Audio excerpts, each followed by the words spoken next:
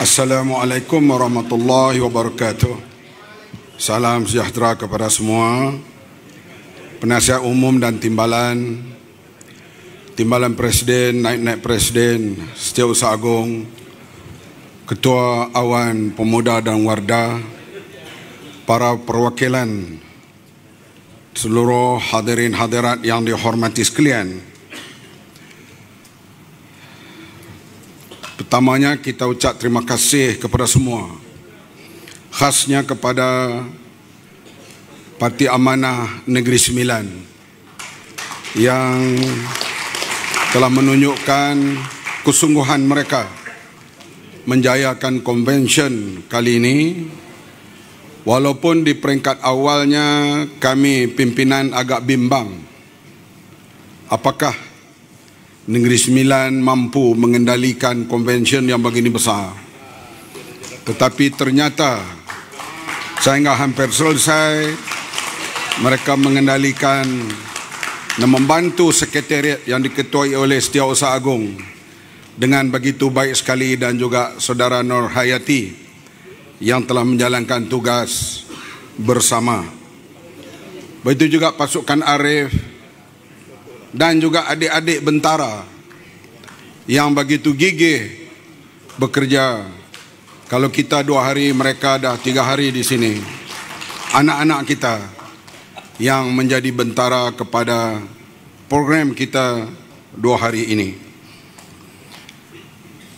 Saya lihat konvensyen kali ini lebih 80% yang berucap mereka yang berumur 40 tahun ke bawah. Kebanyakan yang berucap itu masa saya mula aktif dalam politik, mereka belum beranak. Antaranya anak-anak yang saya dukung masa kecil, saya tengok sekarang sudah jadi perwakilan dan duduk dalam pemuda, duduk dalam awan, duduk dalam warda.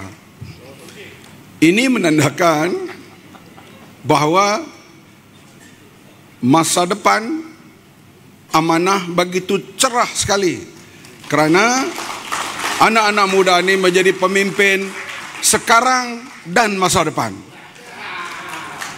Ini yang kita lihat ada di hadapan kita sekarang ini. Saya tidak menyentuh mengikut negeri-negeri sebab saya akan jawab secara umum. Lain-lain telah dijawab oleh rakan-rakan kita tadi. Pertama sekali, bila pihak Melaka menyebut tujuan kita memerintah supaya rakyat tak ada yang dahaga, tak ada yang lapar. Inilah masalah dunia Islam hari ini. Segala kebaikan, good governance yang dipelopori oleh tamadun Islam ditinggalkan oleh orang Islam.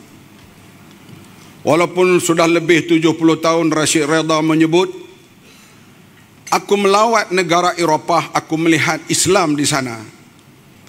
Aku balik ke negeriku, aku melihat orang Islam, Islamnya tak ada di negeriku.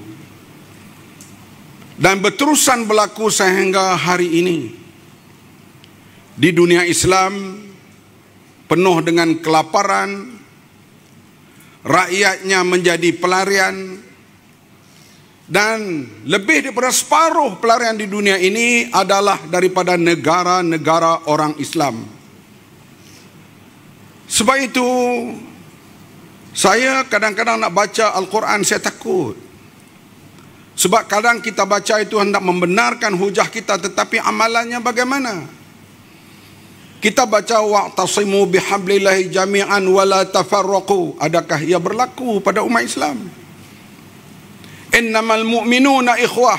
Sungguhnya orang mukmin itu bersaudara. Berlakukah perintah Allah itu kepada orang Islam? Sebab itulah ulama-ulama dahulu nak membaca satu ayat Quran, dia gerun dan gementar.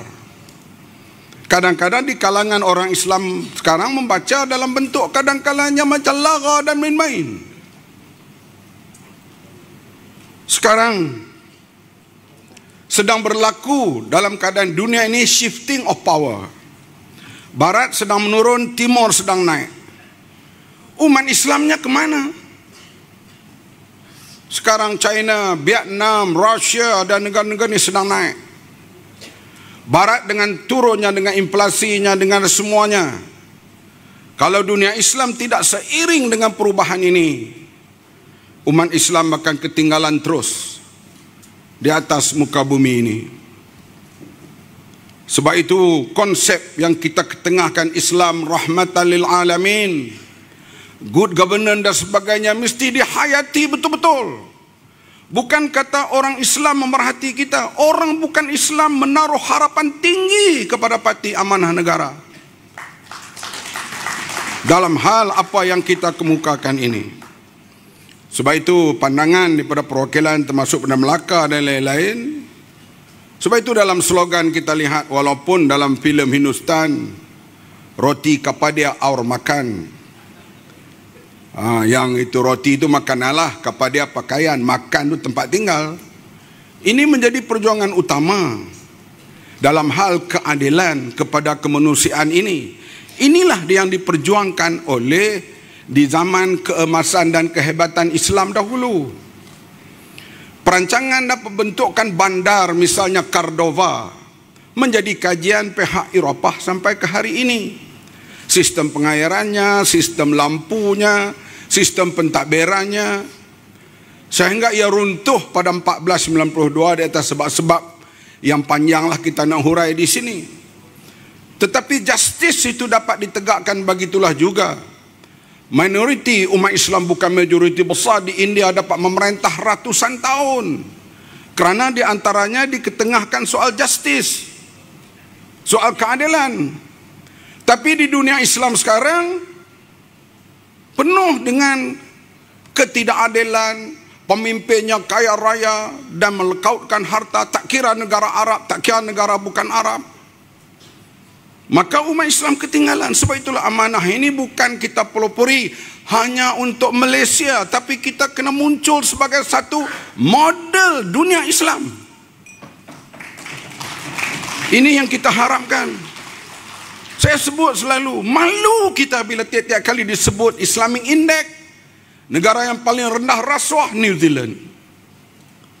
Negara yang rendah rasuah lagi, Singapura.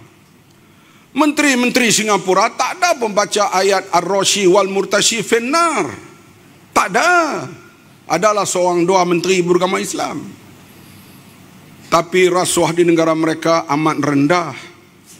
Karena soal good governance, soal pemerintahan seperti zaman Sayyidina Umar dan sebagainya, mereka ketengahkan jadi dasar pemerintahan mereka.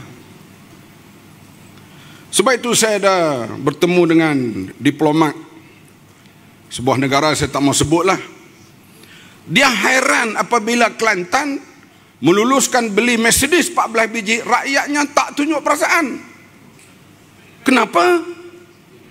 Dalam keadaan rakyat susah, negeri miskin, yang diutamakan beli Mercedes. Diplomat itu tanya saya kata inilah dia budaya Melayu. Mereka kadang-kalanya sanggup melihat orang lain hebat dan mereka susah pun tak apa. Sebab itulah kita lihat bagaimana P. Ramlee dalam filem kita lihat Hang Tuah.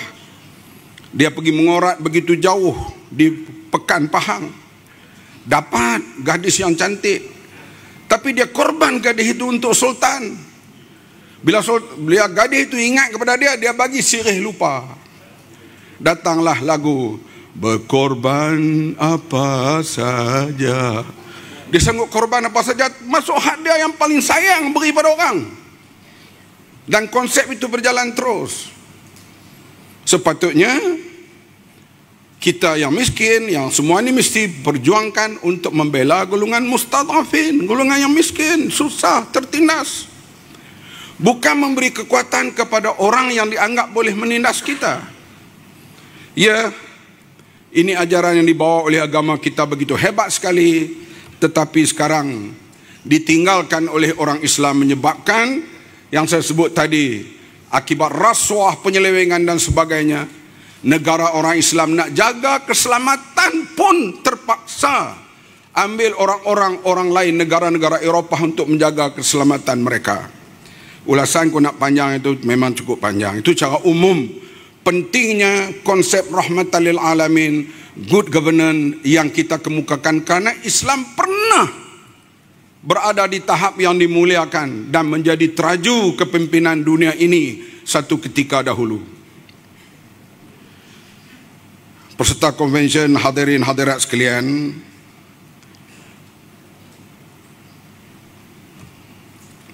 memang kita akui kesukaran terutama nak mengembangkan amanah di negeri-negeri pantai timur, khasnya Terengganu, Kelantan dan Pahang. Memang kita akui. Dan rakan-rakan kita yang memikul menjadi ahli dan pemimpin amanah di negeri-negeri ini, mereka mempunyai jiwa yang kuat untuk hadapi suasana di keliling. Inilah dirasai oleh mereka yang terlibat dalam kepimpinan PAS di Negeri Sembilan, Melaka dan Johor satu ketika dulu.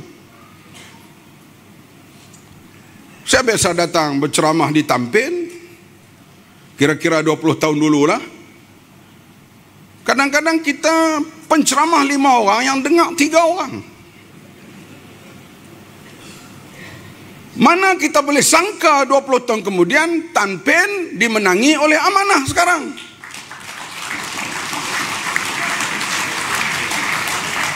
Begitu juga bila kita beri penerangan di Johor, ramai polis daripada pendengar. Zakbar masih ada sini, mana Zakbar tu? Bingung, dia rendah, tak nampak. Inilah yang lebih berlawan dengan polis di depan itu. Waktu itu Johor Negeri Sembilan, siapa bertanding dianggap ini national service. Hilang deposit sudah tentu menang jauh sekali. Lekat deposit kita takbir, itu artinya menang. Tapi sekarang Johor Negeri Sembilan, Melaka menjadi front kepada pembangkang, pemerintah dulu dan sekarang pembangkang. Sebab itulah sesiapalah yang kebetulan sekarang ini ahli amanah dan memimpin amanah di Kelantan dan Terengganu, bersabar sebentar. InsyaAllah pusingan itu akan datang. Saya yakin dengan kerajinan, kehebatan, kalau Raja Bahrainnya, dengan Hasbinya, dengan Jemingnya, dengan lain-lain lah, banyak lagi nak sebut nama banyak sangat. Saya yakin keadaan lara sementara saja. Dia akan berlaku kegembiraan tidak lama lagi. Dari sekalian, perkara yang besar sekali dia timbul di sini, soal pilihan raya, soal calon dan sebagainya. Bagi saya soal calon ni perkara biasa dalam parti mana pun. Berlaku perkara-perkara lobby nak jadi calon itu biasa.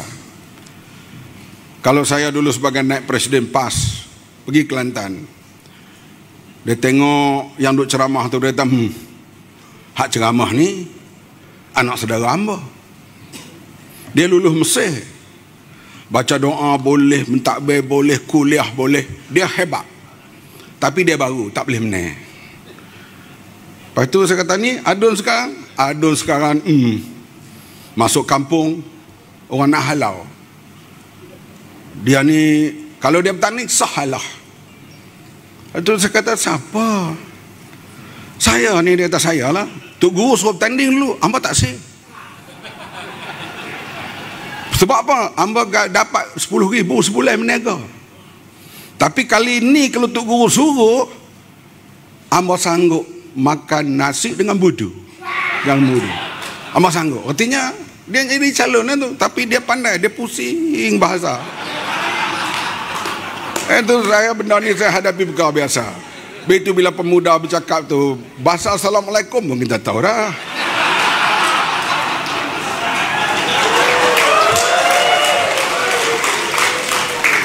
Saya pergi Jengkar pula, Jengkar. Dia tengok ustaz tu duduk syarah. Ustaz ni hebat, kuliah dia merata. Tapi jenis pakai kain pelekat ni, nak diwakil rakyat macam mana? Sekali-sekala kena pakailah kot kabur jaket ke. Ni anak murid banyak tapi pentadbiran tak tahu. Saya kata itu yang bekas pengurus Felda tu, dia hebat. Pentadbiran dia pandai, dia orang kenal, dia orang pejabat. Tapi ngawang kampung payah. Ngawang kampung tak kenal dia. Lepas tu dia ni jenis betul terang. Saya kata siapa patut dicalon? Saya lah. Dan orang itu masih hidup lagi sekarang. Jadi saya nak sebut soal calon ni adalah perkara lumrah. Jangan kita rasa orang timur soal calon tu orang tu jahat ke baik. Dah. Ini sebenarnya setiap ahli parti dia nak yang terbaik untuk mewakili kita. Kemudian bila kita berunding, tadi diumumkan oleh Timbalan Presiden semua seronok, banyak dapat kerusi. Yang kita kena bincang juga banyak mana kita boleh menang. Pernah dulu kami dalam parti lama dulu, tahun 86 kita bertanding lebih 90 kerusi. Pas, waktu itu bukan 222, barulah 180 begitu kerusi. Kita bertanding lebih 90, tapi menang satu, iaitu Pengkalan Cepa, Allahyarham Pak Nilah Arsyad. Sekarang pun begitu, kita nak banyak, tak apa, boleh, alhamdulillah dapat banyak. Tapi boleh menang berapa? Yang ni lah kita kena ingat.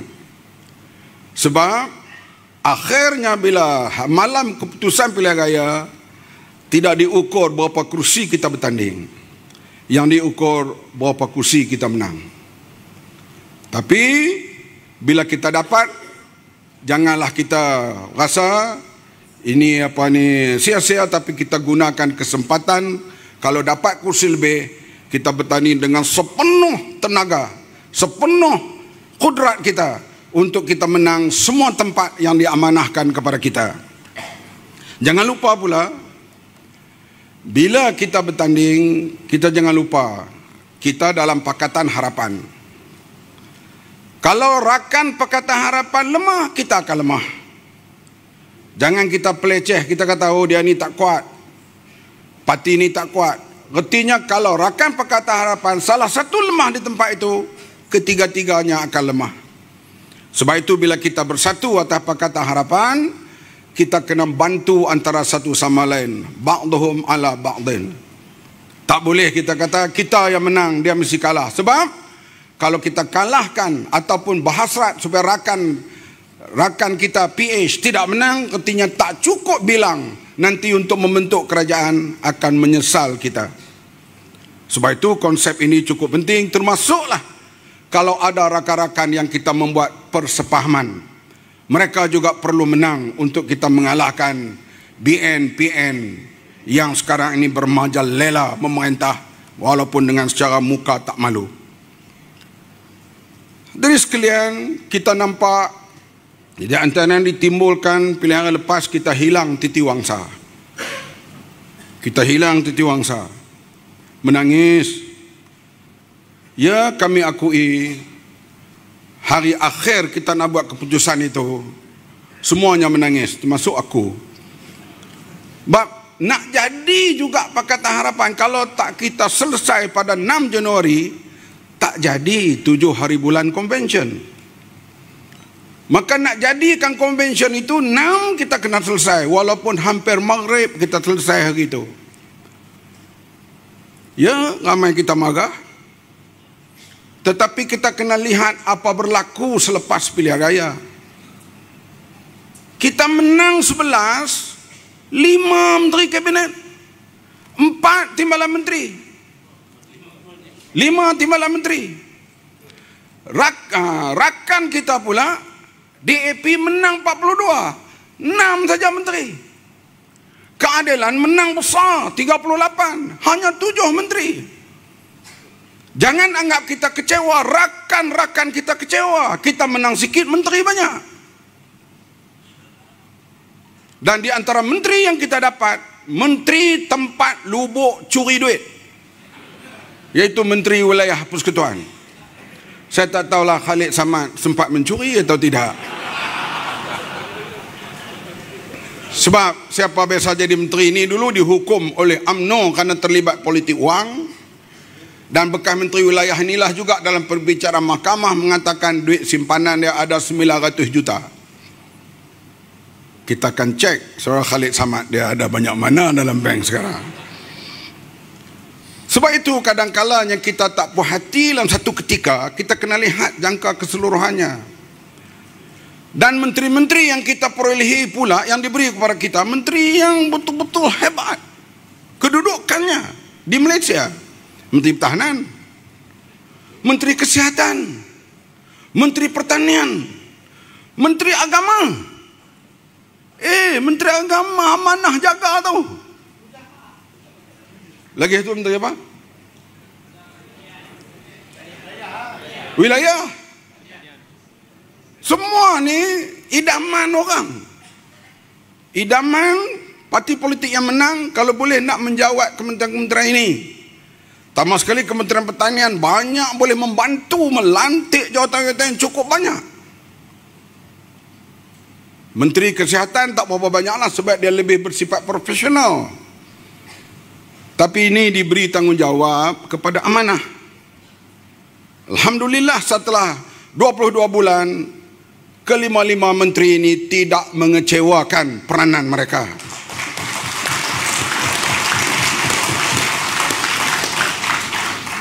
Sebab itulah kita kadang-kalanya bila kita tak puas hati itu perkara, kita kena lihat jangka pendek dan jangka panjang.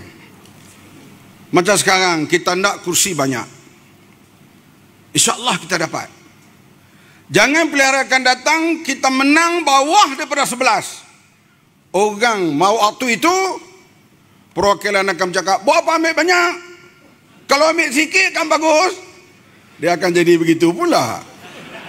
Tapi kali ini kita dapat banyak, InsyaAllah kita akan menang lebih banyak.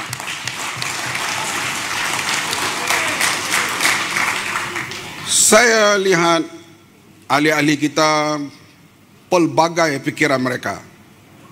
Ada yang terlibat dalam IT, ada yang terlibat dalam berbagai-bagai. Kalau zaman saya ni old school. Bila nak suruh derma, nak suruh apa, letak apa QR tu, pakai tak ada daripada saya, kan faham sangat. Tapi anak-anak muda kita terlibat dalam berbagai bidang.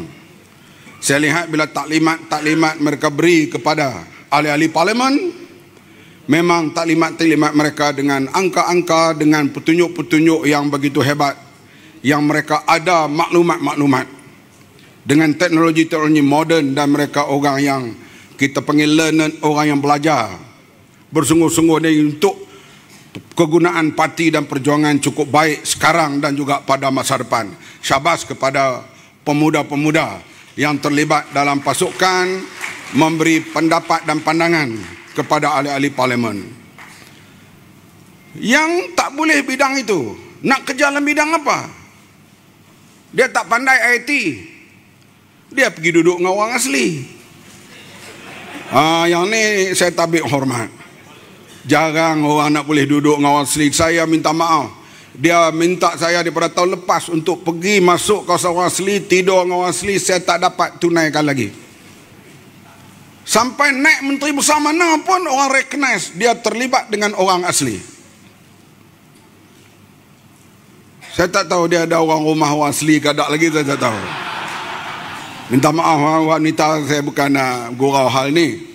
Tapi ini apa kita kata apa? Karena dia memang orang yang retinya banyak bidang kita boleh terlibat.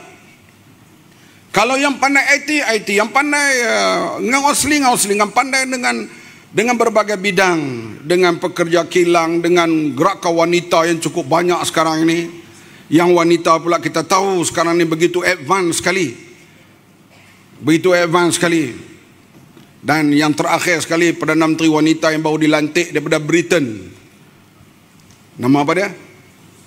Truss. Sorry Bang Mat, kena pergi dulu. Okey, tak apa. Ya, kita hal dalaman memang selalu kita bincang. Hal dalaman ni tak akan selesai selagi ada parti, selagi ada orang. Cuma kita boleh mengedarkan atau tidak.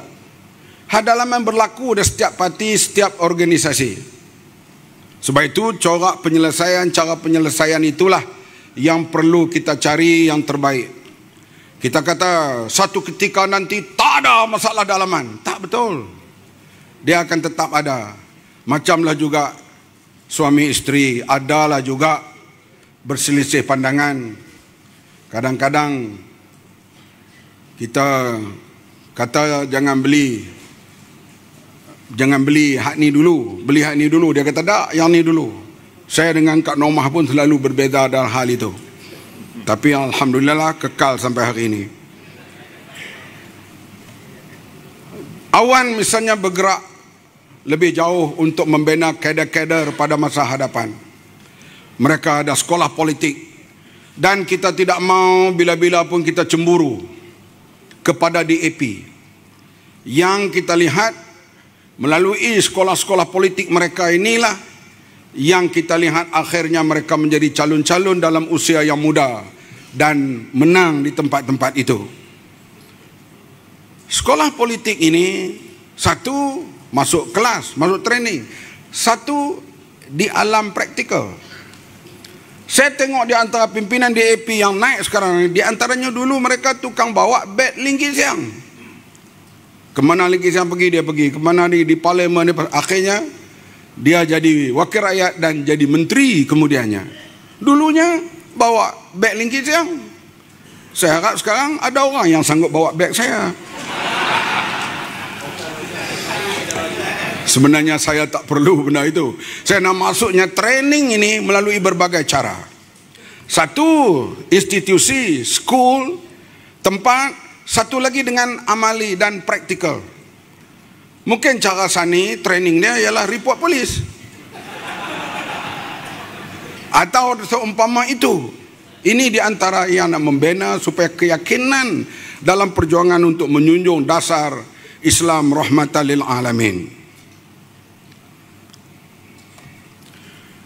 Kita dalam kepimpinan ini sekarang ini tidak tertonjollah seorang yang dipanggil bos besar ataupun bertaraf bila dia bersabda semua orang kena ikut. Tak ada. Kita kolektif. Bila kolektif jangan bimbang. Siapa saja di antara di atas atau yang di bawah dilantik boleh memimpin.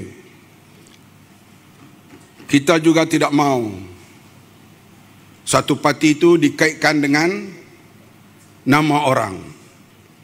Kalau di Mesir itu nama Nasser cukup terkenal. Sehingga ada di negara-negara Arab menubuh parti Nasseriyah. Di Lebanon ada, di Syria ada parti Nasser. Jeneral Muhammad Nasser lah yang terkenal di Mesir itu. Akhirnya parti itu tak kekal. Bila Nasser sudah tidak ada. Kita tidak mau parti amanah dipanggil parti Mak Sabu. Mak Sabu boleh ada dan boleh tidak ada. Dan jikalau saya tidak ada, saya yakin amanah akan lebih kuat daripada sekarang. Karena kita berasaskan kepimpinan secara kolektif. Jadi dengan kata-kata itu kena faham lah. Kita memimpin secara kolektif. Sebab itu memanglah bila makin tua ni orang nampak makin hodoh, tapi manisnya tetap kekal. Sebab yang muda-muda memang manis, tapi jangan lupa datuk saya dulu anak dara tahu. 100 tahun dulu anak datuk saya anak dara. Artinya soal umur, soal usia ini dia tetap akan berlalu. Tetapi perjuangan dan nilai perjuangan dia tak kenal muda atau tua. Sebab itu dalam seumur ini pun kalau ajak naik lori untuk round Kuala Lumpur, anytime panggil Bang Mat pukul 2 pagi pun Bang Mat turun.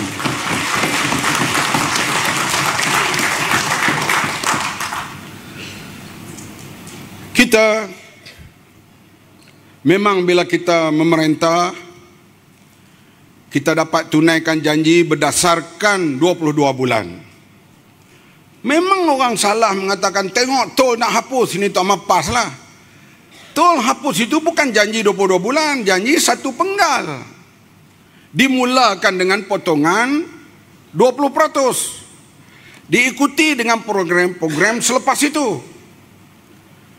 Dan yang lain-lain yang dapat kita tunaikan segera, kita tunaikan segera. Di antara yang paling besar, memulihkan keyakinan rakyat terhadap sistem kehakiman di Malaysia. Rule of law. Ini yang paling penting.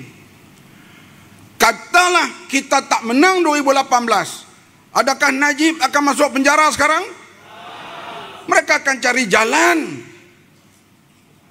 untuk mengelakkan supaya orang-orang besar tidak didakwa. Akhirnya negara kita menjadi seperti Sri Lanka. Kenapa? Minta maaf lah, bukan orang Melayu lah. Secara umumnya, kenapa naif kita dalam bidang rasuah dan corruption? Kalau di mahkamah dibuktikan Rosmah minta 180 juta. Awan, 180 juta. Noh Hayati, kalau you dapat 180 juta, you nak buat apa? Tak duduk Malaysia dah, saya rasa. Itu satu projek. Untuk projek apa di Sarawak tu? Solar. Untuk elektrik sekolah dan sebagainya. Pegawai-pegawai lain dapat, kita tak tahu lagi. 1.2 bilion dicuri dekat 400 juta.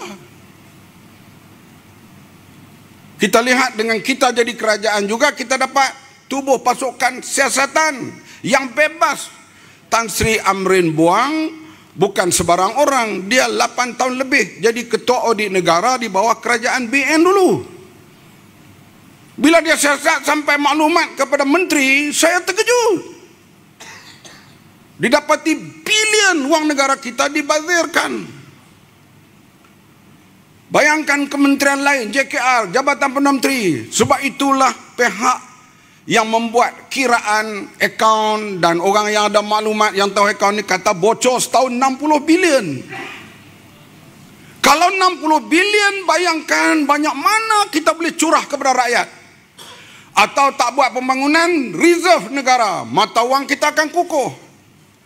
Pergi Mekah taklah kena bayar harga macam sekarang, kerana nilai dolar dengan ringgit kita begitu jauh, RM4.5. Taklah kita pergi Singapura, kita rasa macam pergi Amerika atau London sekarang, kerana RM3.20 untuk $1. Tidaklah kita pergi ke balai-balai polis, buruk, pakai tak kereta lama. Kenapa duit tak ada? Kenapa duit habis? Bayangkan seorang menteri meninggal dunia, keluarganya rebut harta 1 bilion. Kenapa orang Melayu, orang Islam tak sensitif perkara ini? Sedangkan kalau kerajaan banyak duit, dia bantu luar bandar, bantu institusi-institusi ini, semuanya kebanyakannya adalah bumi putra Melayu yang menikmatinya. Tapi soal rasuah dimain-mainkan. Rasuah akan menyelewengkan, kita tak kira. Asalkan dia orang Melayu, orang Islam, kita kena sokong. Sebab mereka ada pintu taubat. Orang kafir baik macam mana pun tak ada pintu taubat. Pahaman ini merosakkan terus untuk kita buat perubahan di Malaysia ini. Kita kata kalau Pakatan Harapan memerintah terbukti melakukan rasuah dan penyelewengan, jatuhkan kerajaan Pakatan Harapan. Bila pendedahan-pendedahan ini berlaku, hadirin sekalian, sekarang bagaimana? Bagaimana semangat angkatan tentera kita? Kita kena ingat, kita boleh ada aman berada di sini sekarang ini. Peranan angkatan tentera yang menjaga keselamatan negara, polis dan sebagainya. Mereka kadang-kadang berada di laut 3 bulan, 6 bulan pun ada tak balik. Kerana mereka syih, mereka bertugas semua itu untuk jaga keselamatan. Tiba-tiba nak bekalkan kapal kepada mereka, wangnya dicuri di tengah jalan. Ini perkara besar dalam hal corruption ini. Inilah berlaku di dunia Islam. Bila Islamic Index diukur, kita kata, oh yang buat ini George Washington University. Ketua dia orang Islam. Ketua yang membuat indeks ini, yang membuat pemeriksaan setiap tahun ini, 6 orang Islam. Daripada George Washington University. Kita kata George Washington University ini Amerika. Ya, di situ juga ada Syed Hussein Nas. Dan ada pensyarah-pensyarah yang lain yang hebat yang memberi pandangan-pandangan Islam yang mutaakhir ini. Kenapa orang Islam ketinggalan dalam segala bidang di dunia ini. Kita ambil contoh, kadang-kadang kita jadi apologetik. 22 bulan ni tak buat apa. Kita ambil contoh yang dibuat oleh Kuala Kedah kemarin sikit. KDNK 2017 zaman Najib lah ni 319 bilion. 2019 kita merintah 365 bilion. Kemudian per kapita 2017 10,259 per kapita pendapatan rakyat Malaysia. 2019 11,414. Artinya rakyat Malaysia income bertambah, reserve bertambah, kemudian pula indeks rasuah turun 10 mata. Ini di bawah kerajaan Pakatan Harapan. Memanglah menteri-menteri tak berpengalaman, tak pengalaman. Yang pengalaman Wan Aziza, yang pengalaman Tan Sri Mahyudin Yassin dengan Tun Mahathir. Lim Guan Eng negeri, seorang lagi Azmin Ali. Yang lain tak pengalaman. Sebab kita ada pegawai-pegawai kerajaan yang kita beri arahan, kita bincang dengan mereka. Mereka sama-sama sebenarnya bersedia untuk memikul amanah. Jangan salahkan pegawai-pegawai kerajaan. Saya berpengalaman dalam Kementerian Pertahanan, yang saya masuk, saya zero. Tapi bila kita kata buat defense white paper, tak apa, kami akan cuba sediakan. Kita bincanglah semua. Ada terutama sekali minta maaf lah pada lelaki, wanita ni yang menjadi pegawai di situ. Kadang dia bekerja sampai 3 pagi untuk menyiapkan defense white paper. Bersungguh-sungguh. Dan sampai sekarang masih duduk berhubung dengan kita lagi untuk memberi maklumat-maklumat dan sebagainya.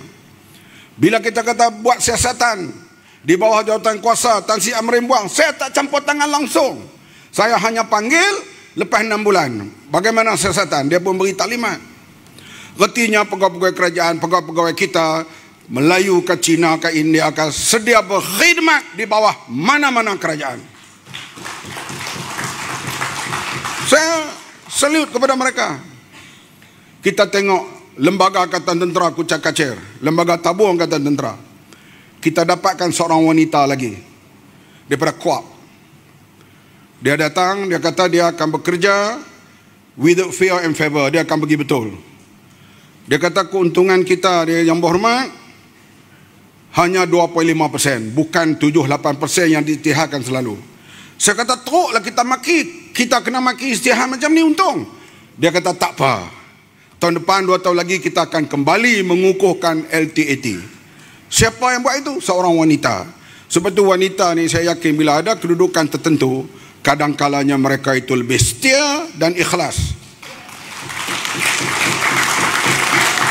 Tapi ada jugalah yang didakwa kerana skandal rasuah di Jabatan Perdana Menteri, wanita juga.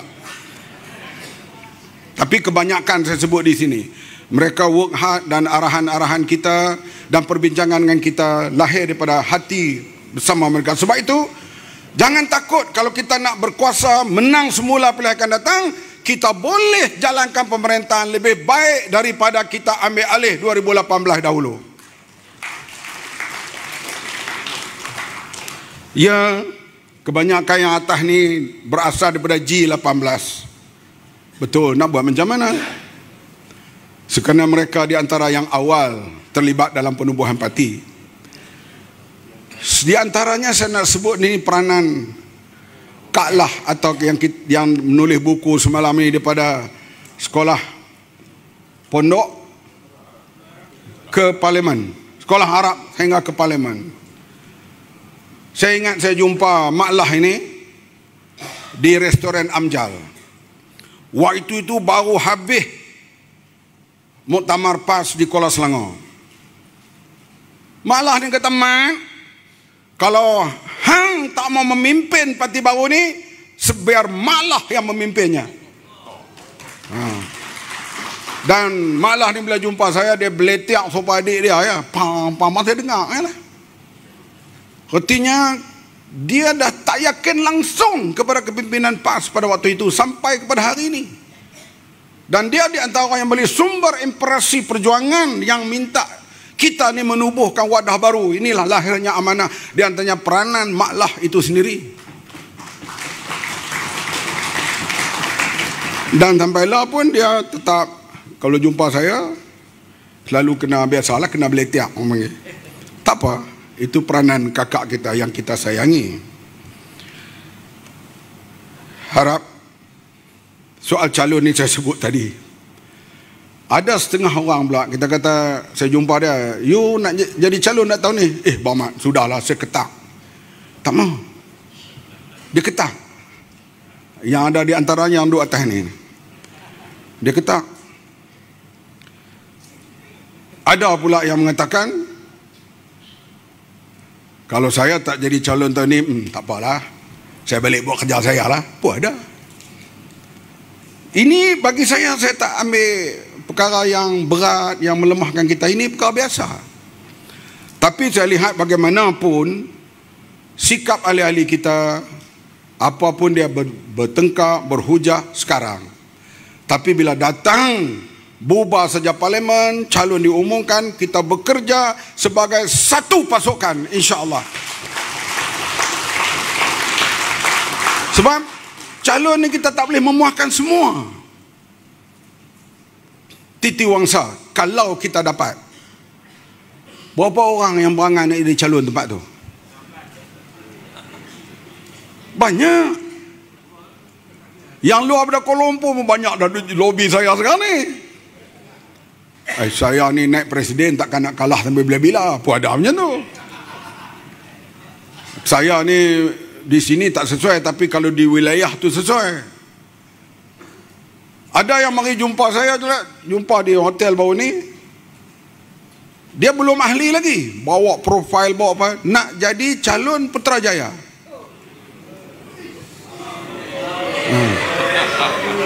Bukan ahli amanah, bukan. Dia kata dia rapat dengan Daim dulu, dia pemuda UMNO. Saya kata sini semua pegawai kerajaan, banyak kan pegawai kerajaan tu semua kawan saya. Jadi saya kata soal calon ni memang panas. Jadi itu dia ada yang ketak. Dia kata aku. Tapi kalau kita pergi perleh, kita tak dengar pun. Kalau saya tak jadi calon kali ni, saya akan bermasalah lah parti di sini. Mereka pula menawarkan, siapa nak bertanding, marilah perleh. Jadi yang tak sangat bertanding, kalau tempat dia tak dapat, kita harap jumpalah Wan Harizal. Hadirin sekalian, walau bagaimanapun kita satu pasukan, ada kelemahan di sana dan di sini. Pemuda, awan, pimpinan masa kini dan masa akan datang. Kita tidak mau bezakan antara pimpinan kini dan akan datang. Sebab orang kata ini semua 6 siri belakang ni. Berjalan pun sengit Sengah tu tak boleh lama dah.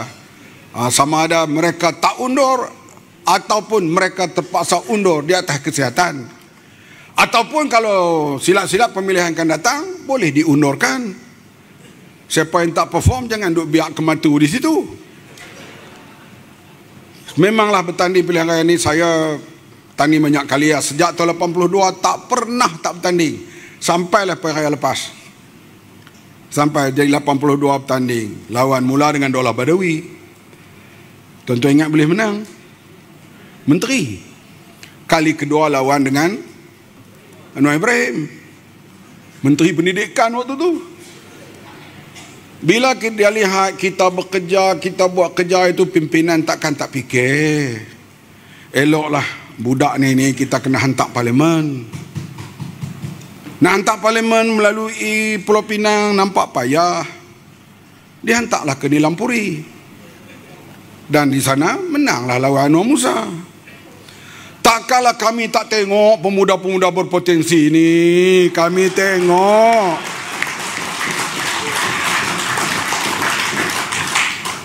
Jadi kita kali ketiga menanglah. Nilampuri, Kubang Kerian, Kola Kedah, Lepas tu kalah pula. Kalah di Kuala Kedah, kalah di Kuala Terengganu, kalah di Penang, menang di Kota Raja, majoriti yang terbesar sekali calon Melayu lepas merdeka. Jadi setiap pemuda yang bercakap atau yang tak bercakap, kami perhati benda ni. InsyaAllah semuanya di hatiku. Soal bahasa bercakap tu saya kira lah, itu kita bercakap, orang ni cara kasar dia, orang ni cara lembut dia, tapi hati nulari mereka, mereka amat mencintai perjuangan Islam rahmatan lil alamin. Baitulah kita, bila kita merintah nanti, insya-Allah segala bentuk kebajikan kepada rakyat kita kena utamakan. Subsidi bersasar, subsidi nelayan, petani dan sebagainya yang miskin, perlu kita beri kembali kepada mereka. Dan kejayaan kita dulu, misalnya Kementerian Saifuddin Nasution yang membuat food bank dan sebagainya, ini kita akan pulih dan ketengahkan pada masa akan datang. Semua kerja-kerja ini, Kementerian Kesihatan yang sekarang dapat pujian, bukan pujian setakat di Malaysia ni, Dr. Zul ni, di peringkat WHO. Hampa tahu WHO tu apa? Ada orang Langkawi, dia kata sembahyang kena renggang jarak sebab apa ni, COVID-19. Dia kata Nabi suruh rapat saf, WHO suruh renggang. Aku nak ikut Nabi kan nak ikut WHO? Dia bertengkar di masjid, akhirnya dia tak pergi lah sembahyang sebab dia kata WHO engkar arahan Nabi. Sebab dalam nak Jumaat dia kata renggangkan saf jarang-jarang, sedangkan sebelum itu rapatkan saf. Jadi pahaman ini pun ada dalam orang amanah ni. Dia saya sebut mungkin dia ada hari ini. Dan dia kata saya tak pergi sembahyang sebab apa? Dia kata langgar hadis, kita rapatkan saf, WHO suruh renggangkan saf. Saya pilih ikut hadis Nabi, saya tak ikut WHO. Macam mana Ustaz Mak Awang patuh ala hal ini? Sebab itu dia ada maqasid syariah tu saja saya sebut hal contoh-contoh sikap ahli kita. Tapi mereka semuanya itu cinta kepada perjuangan amanah rahmatan lil alamin. Batu titik bengek seorang-seorang tu kita sebagai asam garam untuk indah dalam perjuangan ini. Berbagai perkara. Kalau zaman dulu dalam PAS, dia tak boleh bersyarah, tak boleh apa. Yang dia tahu, hancur UMNO. Kami panggil Pak Din hancur. Kerja ada itu ya. Dalam lift, saya dengan Megat Junid ada, dia hancur UMNO. Lepas tu dia tengok Megat Junid, dia kata, kamu orang parit ya? Ini orang parit ni tak? Orang parit tak ada mati kena tikam di belakang, semua kena tikam di dada. Megat Junid terkejut. Hancur UMNO. Itu kerja dia. Tapi kerja dia jual harakah waktu itu, dan sebelum dia meninggal dunia, dia berjaya membina markas jualan buku harakah dia di kampung dia. Sebab itu nilai seseorang ni kita kali lihat tentang kedudukan. Kadang itu dia badal amanah, dia buat kerja memperkenalkan amanah mengikut kemampuan dia. Yang penting dia sayangkan parti yang berdasarkan Islam, dia tak sayang parti yang menipu orang. Ada seekor ustaz yang kalah 2 kali dah, dengan Jeming kalah, dengan Mujahid Rawa kalah. Saya lihat kuliah dia penuh dengan pembohongan. Ya kerja dia. Tapi dengan kalahan itu sekarang dia tak mengaku kalah. Dia kata para hakim semua masuk neraka. Dia pergi tu pula dah. Biarlah dia berdepan dengan hakim-hakim pula. Yang penting di sini kita tinggalkan konvensyen kali ini terakhir sebelum pilihan raya. InsyaAllah pilihan akan datang, kita akan datang bukan dengan 11 ahli parlimen dan Dewan Undangan Negeri, kita akan datang puluhan ahli parlimen dan puluhan ahli Dewan Undangan Negeri insyaAllah. Dan kita kembali menguasai Putrajaya insyaAllah. Dengan lafaz itu saya mengucap terima kasih dan mohon maaf kepada semua, kepada pimpinan, kepada ahli dan para penyokong, kalau perkhidmatan kami dalam parti tidak sempurna mengikut selera tuan-puan sepanjang kami menjalankan tugas ini. Wabillahi taufiq wal hidayah. Wassalamualaikum warahmatullahi wabarakatuh.